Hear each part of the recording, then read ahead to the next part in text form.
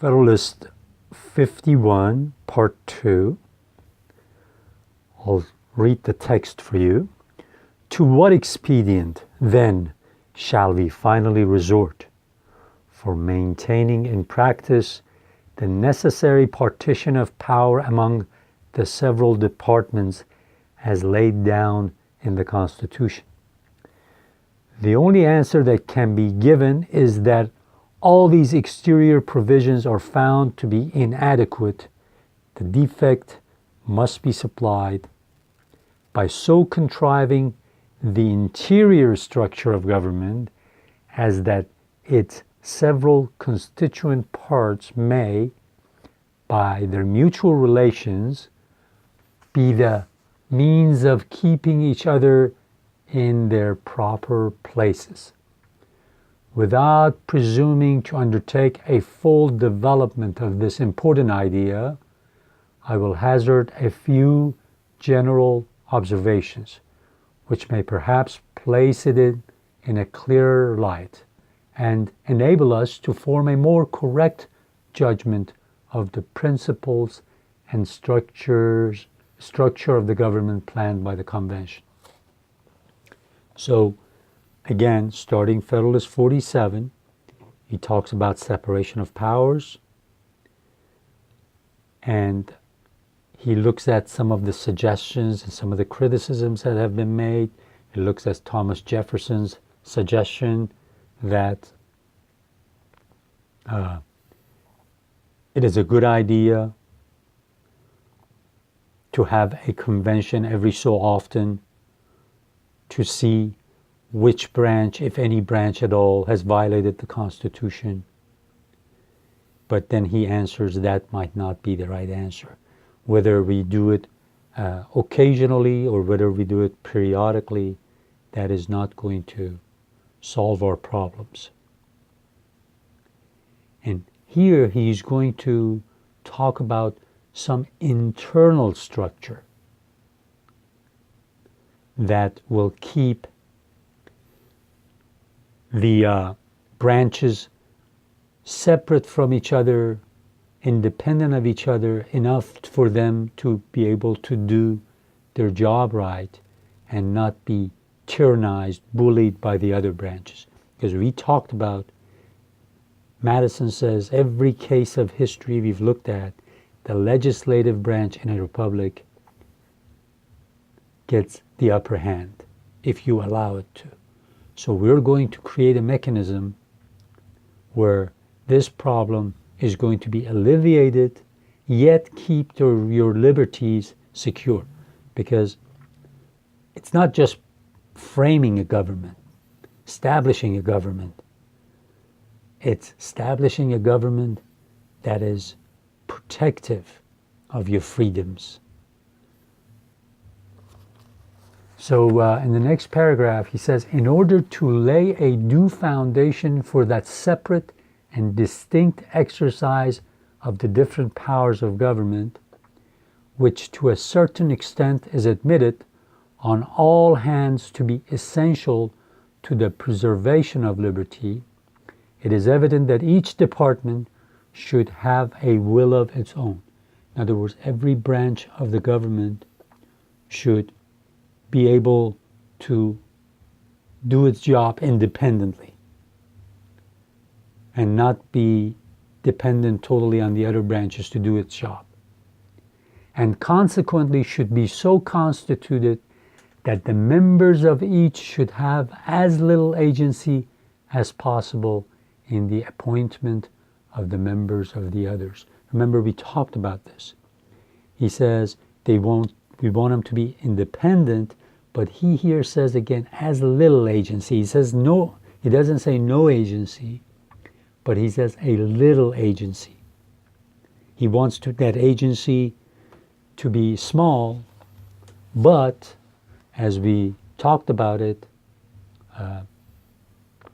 he wants that agency to be there. So if one branch tries to get out of hand, the other branches can stop it. Were this principle rigorously adhered to, it would require that all the appointments for the supreme executive, legislative, and judiciary magistracies should be drawn from the same fountain of authority, the people, through channels having no communication whatever with one another. Perhaps such a plan of constructing the several departments would be less difficult in practice than it may in contemplation appear. Some difficulties, however, and some additional expense would attend the execution of it. Some deviations, therefore, for the principle must be admitted. In the constitution of the Judiciary Department in particular, it might be inexpedient to insist rigorously on the principle. First, because peculiar qualifications being essential in the members, the primary considerations ought to be to select that mode of choice which best secures these qualifications. Second, because the permanent tenure by which the appointments are held in that department must soon destroy all sense of dependence on the authority conferring them. So he says, we know a source of power, source of authority, fountain of authority is the people of the United States. We acknowledge that. Madison said that. But he very diplomatically said that, especially in groups, people's passions instead of their reason takes over. Or people's representatives take advantage of how gullible some people might be and abuse their power.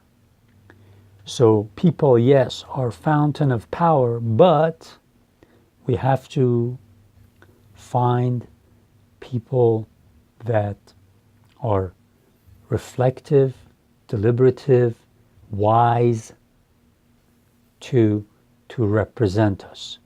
So in Federalist number 10, he said, extend the sphere, extend the republic, extend the sphere where elections take place, and better person will be, he uses the word refined, a more qualified person will be a candidate. So when we're reading this, always keep in mind Federalist number 10. So better representatives, better candidates surface, so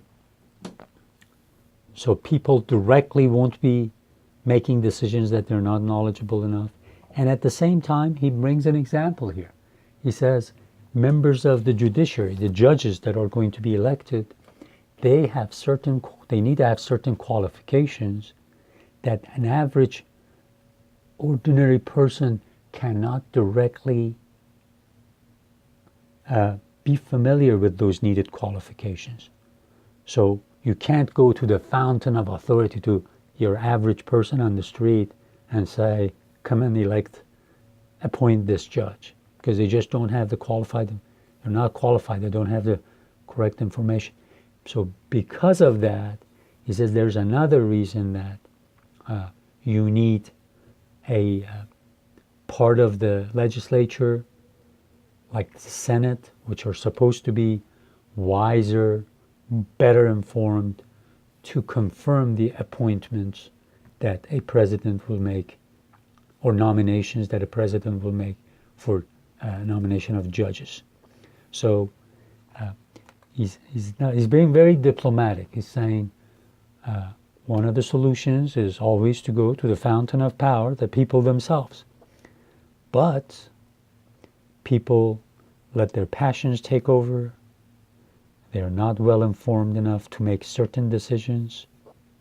And because of that, we have to find a wise way of going about solving this thing. So he's gradually getting us ready for his solution. It is equally evident that members of each department should be as little dependent as possible on those of the others for the emoluments and annex to their offices, Remember, emoluments, the money that they make, the salaries. So it says, you don't want to make it where members of legislature can day and night change the salary of the president, change the salary of Secretary of State, change the salary of judges. So that is one of the considerations, because that affects the way they will do their job.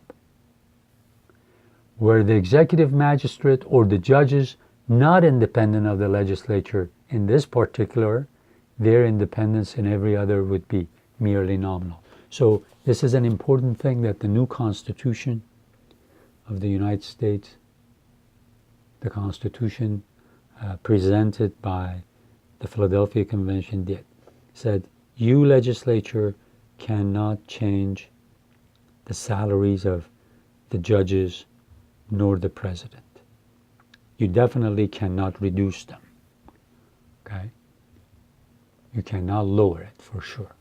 So this way, both the judges and the president will not make decisions thinking that, well, if I do something to irritate the legislators, they might just take half of my salary away. So that is one of the internal mechanisms that we've created, put in place to safeguard the system in a way where it will work well and it would be conducive, would be best for your happiness. So we'll stop here and we'll continue in the next part.